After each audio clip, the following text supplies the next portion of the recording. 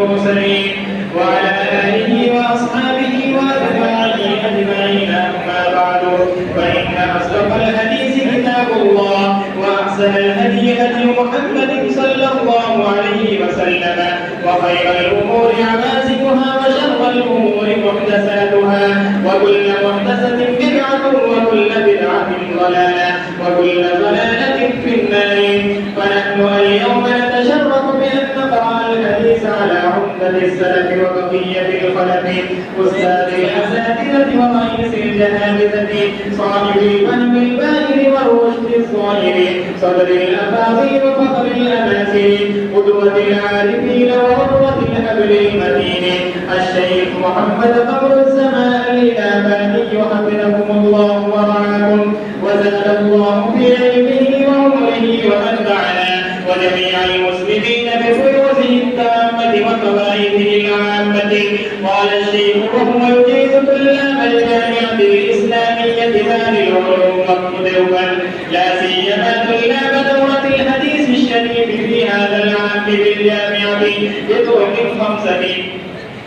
قال: أجازني الشيخ الكبير والصفة الجليل مصلح الأمة الشامس الله الفتنبوري ثم الإلهباني عن العلامة محمد الرشاد التشميري رحمه الله.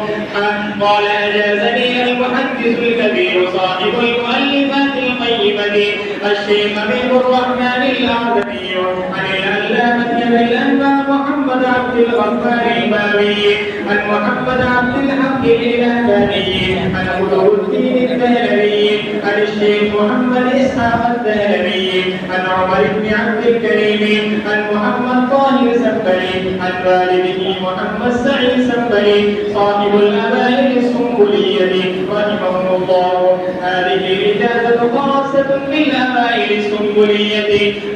قال: أجازني الشيخ المحدث العلامة محمد زكريا الكادلمي عن والده الشيخ محمد يحيى الكادلمي والشيخ خليل أحمد السمارنكري وغيرهما رحمهم الله. هذه الإجازة خاصة بالرسائل الثلاث: الفضل المبين، والدر الثمين، والنوادر للشيخ زكريا الكادلمي رحمه الله. قال: أجازني الشيخ رشيد أحمد الأعظمي حفظه الله عن أبيه الشيخ حبيب الرحمن الأعظمي والشيخ زاهد الكوثري والشيخ عبد الرحمن محمد بن الصديق الغماري رحمهم الله. قال: أجازني الشيخ محمد طيب بن عبد الجبار البغلاديشي عن الشيخ عبد الودود السنديبي عن شيخ الهند محمود حسن الديوبندي رحمه الله.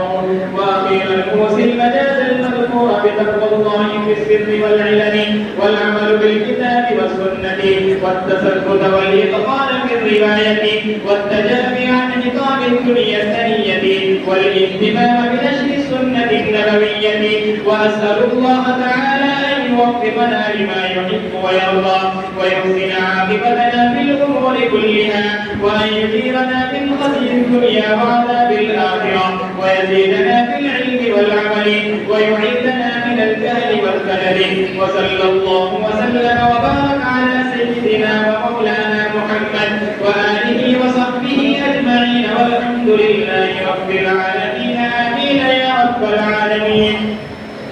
وبالسند المتصل منا إلى الشيخ الإمام الإمام الحافظ الحجة أمير المؤمنين بالحديث أبي عبد الله محمد بن إسماعيل بن إبراهيم بن المغيرة بن بردزبة الجعفي اليماني البخاري رحمه الله تعالى. اللهم انفعنا وارفعنا بعلومهم وعلومكم أجمعين. آمين يا رب العالمين. أنه قال: حدثنا الحميدي قال: حدثنا سفيان قال: حدثنا يحيى بن سعيد الأنصاري قال: أخبرني محمد بن إبراهيم التيمي أنه سمع علقمة بن وقاص الليثي يقول: سمعت عمر بن الخطاب رضي الله عنه على المنبر يقول: سمعت رسول الله صلى الله عليه وسلم يقول: إنما الأعمال بالنيات وإنما لامرئ ما نوى، ومن كانت هجرته إلى دنيا يصيبها أو إلى امرأة ينكحها فهجرته إلى ما هاجر إليه